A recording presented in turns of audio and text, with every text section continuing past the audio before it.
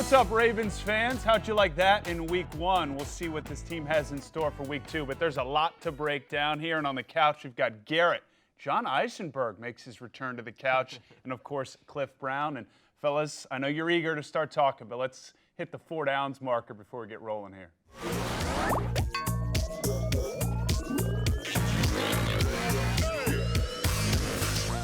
All right, 48 hours or so since what was a dominant record-setting win down in Miami. Garrett, your reactions as you've had some time to marinate on this one. Obviously, you could not have started the season any better than this for the Ravens. It was a perfect start, both offensively and defensively. On offense, you got Lamar Jackson throwing for 5 touchdowns, 300-plus yards. Mark Ingram, over 100 yards. Mark Andrews, over 100 yards. And then your first-round pick, Hollywood Brown. They've been trying to solve this wide receiver position for a while. Looks like you could check down just the to-do every list. box. The new safety, Earl Thomas, go ahead and check that one off. To me, what stands out is that this was a sign to the NFL from Lamar Jackson. You want to dare me to throw? Go ahead, and I can carve you up. And that's exactly what he did. I think this game is going to catch the attention of a lot of people around the NFL. Yeah, to me, it was the wow factor of the Ravens offense that really struck me. I mean, this year, when the Ravens have the football, it's not the time to go to a microwave to heat up some food. I mean, you're going to miss something if you're not watching every play. And, yeah, this is a new element that we've seen. It's one thing to have a new car. It's another thing to have a Tesla. I mean, this thing to me was like, hey, this is something we haven't seen before. Bam. Strike both on the ground and in the air. Guys making plays after they catch the ball. Lamar, we already talked about, 5 touchdown passes. But save Lamar. We got second and third, fourth, and ninth down here on this show. Right. See, I'm excited. I mean, watching this team, to me, it's a whole different ballgame than the Ravens' offenses in the past. Yeah, I had fans texting me during the game, some people I know, and they said, I think I need to lie down. There was too much good happening. It was just everything you would ever want, happened. And Earl Thomas makes an interception. I mean, everything you would want. All boxes were checked immediately. But what I really liked, what I thought was interesting, the game was decided very quickly. But I love what the Ravens did sort of as the game went on. Not a lot of passes to Mark Andrews early, but as the game went on, Lamar is hitting over the middle, tight end after tight end. I mean, the running game kept going. Wound up over 200 yards. You kind of saw maybe after the explosiveness at the beginning where this offense will be. I think that's a great point, because having the urgency when you know you have a game in hand, we see, especially in this league, Garrett, leads kind of shrink, and you look at the final box score and you're like, wow, that was kind of close. They didn't even allow that to happen. Yeah, they never took their foot off the gas until basically 5 minutes left of the fourth quarter. Now, I will say this. The Ravens have had a lot of success in openers over the course of their time. Go back to last year, they completely blew out the Buffalo Bills, and we were probably sitting on this couch saying a lot of the same things at that point. So, you got to take it in stride, but I think I agree with what you're saying, Cliff. It just felt different. This just felt different. The Ravens have so many different weapons on offense, and there seems to be some juice, some energy with this team that is really contagious. All right, second down, I mentioned it, Cliff, Lamar. So I'll let you have first crack at this. Take us beyond the numbers and what this proved to you. Again, small sample size against a team that now looks like it could maybe go 0-16. But what did you walk away thinking about Lamar that maybe you didn't know or think heading into it? Well, once again, I think that you saw his fundamentals carry over from the practice field to a game. I mean, everybody knows that everyone on the field was excited. He didn't revert back to last year at all. His base is solid. Throws much more accuracy. All the things that we saw during training camp in the preseason, we continue to see from Lamar. There's a certain calmness about Lamar that I've always liked. Like, no moment ever seems too big for him. And, all the talk, he knows how many eyeballs are on him.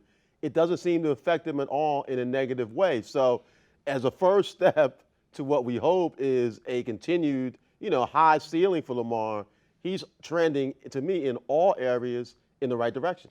I mean, I think we're safe in saying at this point, yes, the season is just beginning. There's going to be some down moments. There always are. It's a long season. But things aren't the same. I think we can say that about Lamar in the passing. I mean, his feet are wider. His mechanics are solid. He's not short-arming the ball. I mean, you just see more there. Are there going to be some tough moments? Yes. But things have changed, and he has upped his game there. All right, third down. Garrett, stop me if you've heard this before. The Ravens have struggled to draft wide receivers in the past. Not anymore. They did it again. Marquise, is this what we should expect from him in an ideal situation in terms of his imprint on this offense? Yeah, every time he touches the ball, take it to the house. I mean, here's what 3 yards. here's what I think this does. Obviously, it gives him a guy that when he gets the ball in his hands, he can score. And they needed that electricity on this team. Secondly, it changes the way that defenses are going to play this team. You want to take that safety and put him in the box like the Dolphins did? Okay, no safety help over the top, one tackle missed, one broken tackle, and he's gone for a touchdown. So now you take that safety, you put him back, you give safety help over the top to protect against that big play. Well, guess what? Hand right to Mark Ingram, hand left to Gus Edwards. So he just opens up so much on this offense, and teams are going to have to game plan against him. And that is a game changer for this team. Yeah, much like Deshaun Jackson of the Eagles, a player that Marquise. Of course you're taking it back to Of Philly. course, of course. What do you expect? He's the most player he's most often compared to. People know he's fast, yet they are still surprised by his speed. Yep. And because it's not just a one-gear speed, he's great at setting people up with hesitation moves and then exploding on them. So even though you know that he can beat you over the top, it's still hard to stop him from doing it. And as you mentioned, Garrett, it just opens up the field for everyone else. Some of those plays to Mark Andrews, I think, were based on the fact that, hey, now the Dolphins are wary of, where's Marquise? Everybody else has more operating room. So it's great. And I love the tightness between Lamar and Marquise. Two young weapons that are going to grow together. Yep. Their connection should only get, to me, more dangerous. Yeah, tape speed's a lot different in real life. 4th down, John. The Arizona Cardinals come to town. Terrell Suggs makes his return. We get to see another young quarterback in Kyler Murray. Your initial thoughts and concerns about this opponent for the Ravens as they try, as we mentioned, encore a performance that probably can't be replicated? Well, my concerns ramped up in the final minutes of Arizona's first game against Detroit when they were getting blown out. And then suddenly Kyler Murray takes off and they have this huge rally. I think you're looking at another quarterback there that is maybe the future of how the NFL is going to go in terms of offense. A talented guy. They're going to come in here. They're going to make some plays. It's more of a challenge, I think. Yes, the Ravens are favored. I've seen some big gambling lines. I'd be careful with those because this team is motivated. They're young. They're fast, and it's going to be an interesting, tough game, I think. Close this out, Garrett. Yeah, I think the Terrell Suggs storyline is going to be really fun and really interesting. But this is a game, like I said last week, this is a game that the Ravens should absolutely still win. Home opener. They're better than the Cardinals. They should beat them. Strong start for the Couch. Maybe not what we saw in quarter number 1 against the Dolphins, but we'll see what we can do in quarter number 2 here. Issue or non-issue coming up. I knew that it was coming as far as the end of football, but I really didn't have a solid plan of which direction I was going to go to. You think you'll figure something out. Because I really put all my focus in on football. That was a mistake. Just knowing the age that I am now, I haven't played football maybe 15 years. You got to have something that's going to occupy your time or something that you can start a second career at. That's where I got to the game late. And you just heard a snippet of a new podcast here on the Ravens, maybe we'll call it Podcast Network, led by this man, John Eisenberg. What happened to that guy? This is a pretty cool idea, John. Give us a sense of what we should expect from this one.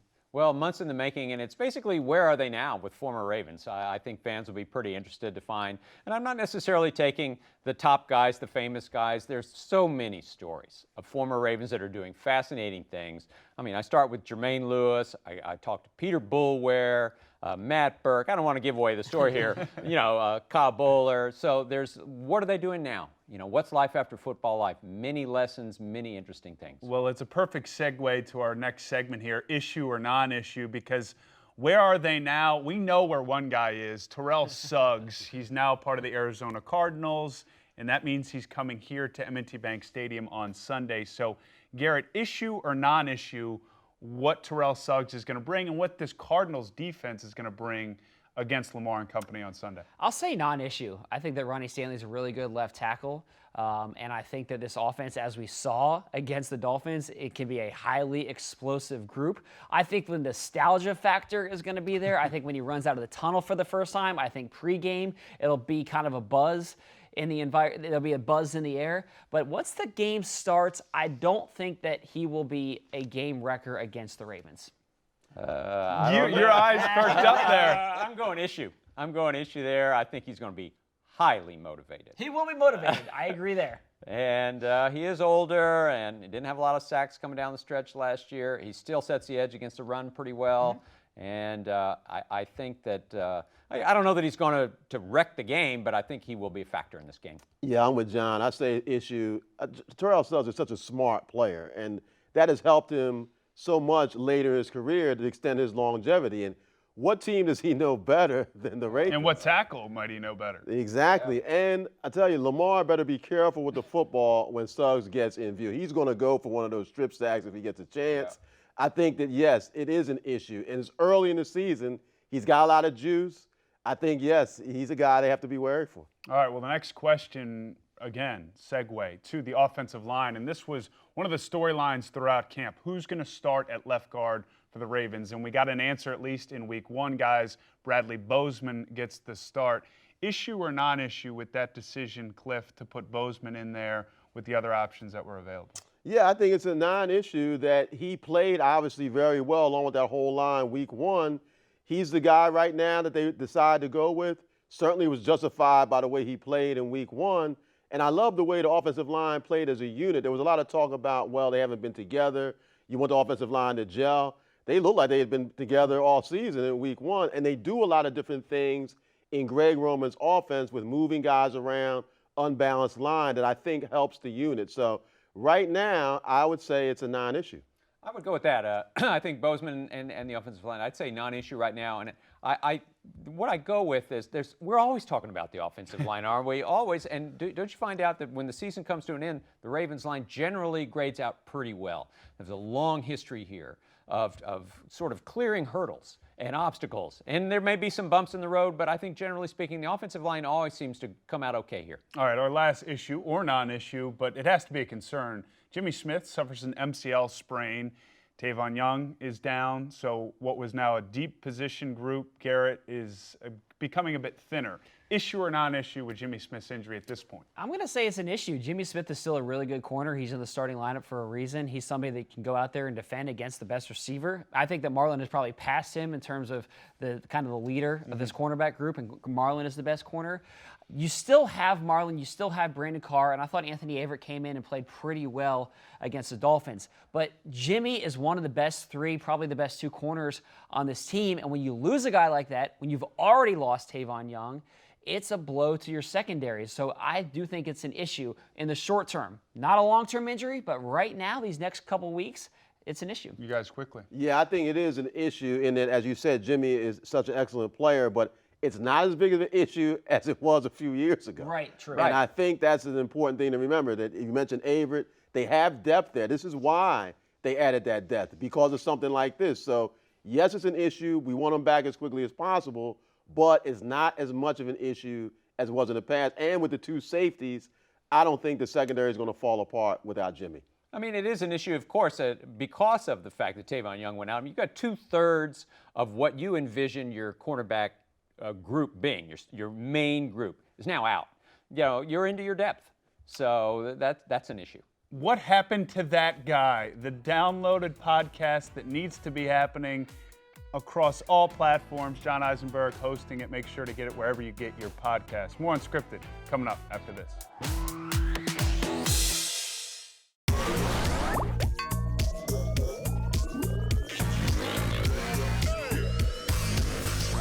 Welcome back. Time for a little Ravens Mailbag. Remember to tweet us with the hashtag Ravens Mailbag, and you might see your tweet up here on the big monitor wall. First up comes from Cody. Will the rookies Hollywood Brown and Miles Boykin get increased snaps in the coming weeks, Garrett?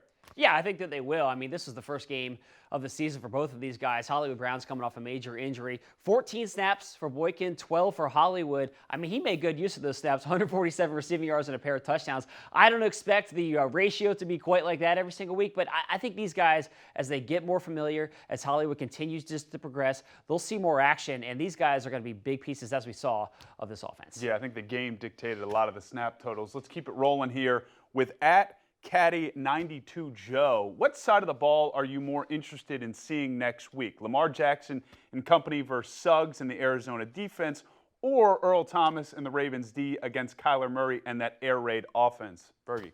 Well, I think that's a great question. It's really a lot to see. It's a very tough decision, and I do want to see how Earl Thomas and all the defense does against Kyler Murray. I think it's going to be a real test, much more of a test with a young athletic quarterback. However, Terrell Suggs coming back to Baltimore. This is true NFL theater. He's going to come back. The Ravens know what they're getting with him. He's going to try to be a game wrecker. I think it's great stuff. Terrell Suggs against Lamar Jackson. I can't wait to see it. He had 2 sacks in the season opener, so this is probably his Super Bowl. He's circling this game on his schedule. This is the one that he's so fired up about. So I kind of agree with you. Oh, that I really do want to see. Can he run out of the tunnel for both teams? It would just be fun. I'm sure he'd like to. All right, final tweet for Cliff here, and this comes from Michael Everett. Do you see the backfield snaps to be similar in coming weeks, or is the hot hand approach a more accurate assumption? I'm going to go with the hot hand approach. Now, I think Mark Ingram is the guy when you start off. Certainly, he's the most established back. He did nothing, certainly, to lose that distinction week 1, as good as he looked. But I love the change of pace and the different styles of all 3 Ravens running backs. We've got Gus Edwards and then Justice Hill. And also, I think we're in the age now, you don't want to, wear out one running back. Most teams are going to the running back by committee. The Ravens are blessed to have 3 guys who can carry the load from week to week. I think the different styles present a different challenge for the defense. So I do think even though Ingram is going to be the guy who has the most touches, I think you'll see a lot of Gus Edwards and some of Justice Hill, particularly when they feel like they can get him in space. I think it's going to be Mark Ingram and then everybody else. I don't think it's really a hot hand approach in terms of all these guys may get 15 carries. I think it's going to be Mark and then Gus and Justice, kind of a steep step down. But all those guys will get action, but make no mistake about it, Mark Ingram is the lead dog in this race. I found it interesting to see Mark Ingram getting the ball in the short yardage situations that had gone to Gus Edwards before, but Ingram may be the guy in that particular situation. Well, keep sending us your tweets, your questions using the hashtag Ravens Mailbag. Coming up next, it's best of the rest here as we close out another episode of Ravens Unscripted.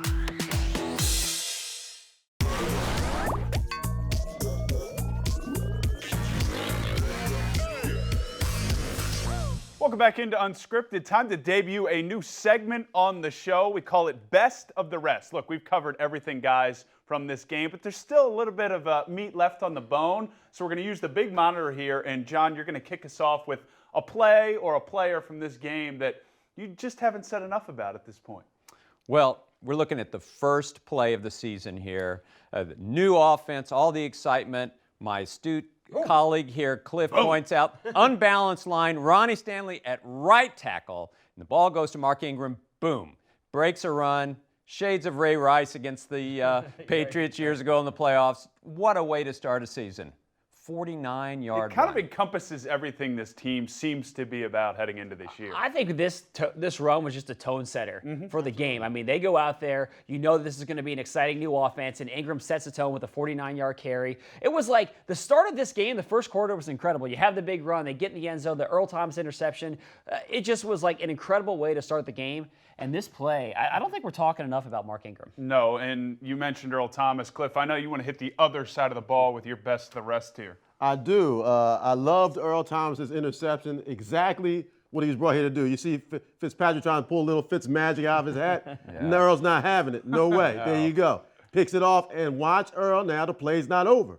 He's trying to take it to the house here. Watch some of these moves here. He's channeling Ed Reed. It does. It's shades of 20 in purple. Earl Thomas is a playmaker, something the Ravens in the secondary haven't had to this degree since Ed Reed.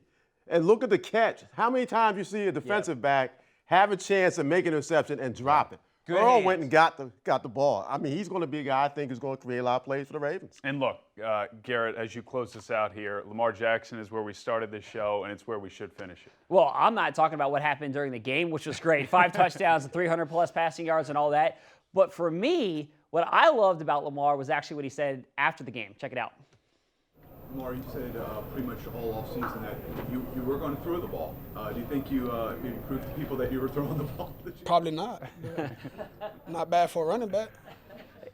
So, look, you spend all offseason, and Lamar's a guy, he's like the social media era. He spends time looking at Instagram. He reads the comments. Whenever we post a picture of him, there's comments on there. That's my running back. He's a running back. He's seen that. He's seen that throughout his entire life. So he goes out there, barely even runs the ball, throws 5 touchdowns, and this was his way to give a little jab. I mean, Lamar, he takes it all in stride, but I just love it. He's aware, he hears it, he sees it, and then he goes out there and balls out, and he's willing to give a little jab back. It's a great point, too, because I think it gives you a peek behind the curtain. You guys are around him a lot more than fans, obviously. He's got a great sense of humor and sense of timing, John, when it comes to, as Garrett said, push a little back. Yeah, I mean, I wrote a whole column about it, and yes, it's then you know funny. you've made it. It's funny, all right, and it was great, and no, everybody in the NFL heard it. But what interested me about that comment, it comes from a place deep inside him. Mm-hmm. He burns. That stuff that he's heard about, he can't pass, he can't be an NFL quarterback, whatever it may be, it burns him, and he